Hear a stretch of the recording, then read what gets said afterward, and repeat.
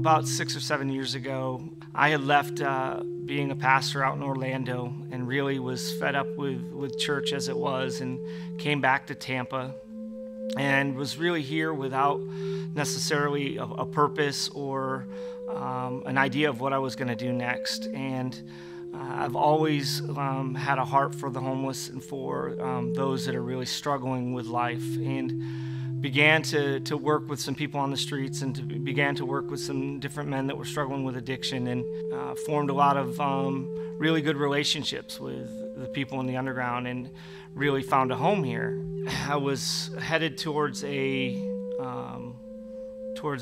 church service or something, and I was with a bunch of the homeless guys that I'd been working with, and we were in this car and we were driving along, and I got a call from my brother. Kind of turned the car around and said I wouldn't be able to go that night, and all the guys were like, "What's going on?" And I was like, "Well, my sister just died of a drug overdose."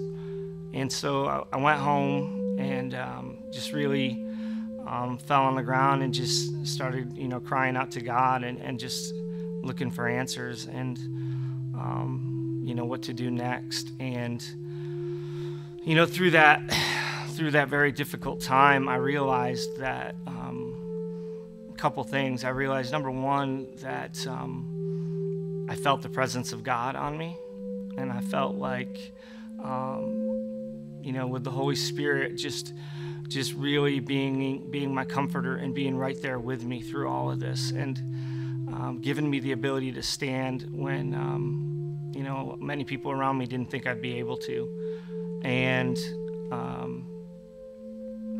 was able to be there and get through that time. And I recognized also that I'd found a real home and a real community with the underground and at large, and just the amazing support that came around me. And after getting through the thing with my sister Sue, and began to put together this plan for the Timothy Initiative, and began to put together all the parts that come in a ministry. And I got a phone call from my mother, and my mother said that she said that the police department in Treasure Island had called her, and they asked if she was home as she was awaiting the police to get to her house. And she just kept saying to me, she's like, "I know your brother has died. I know he has. And my brother had a long time he'd been struggling with addiction really bad, and just like my sister. And so she's like, "I know that's what's going to have happened." And I was just trying to comfort my mother and say, "No, Mom, don't worry. I'm sure it's something else." And sure enough,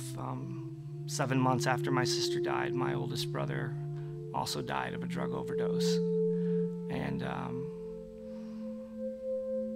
here I was just thinking, how in the world could I think that God called me to work with addicts? How in the world could I feel like I could help anybody when I can't even help my own family? I can't even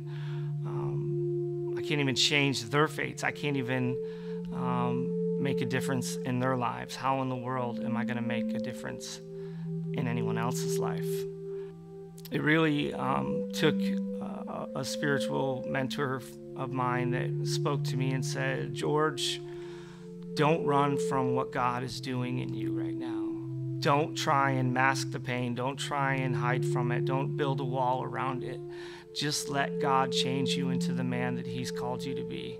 Let him change you and transform you into this man that can carry out his will.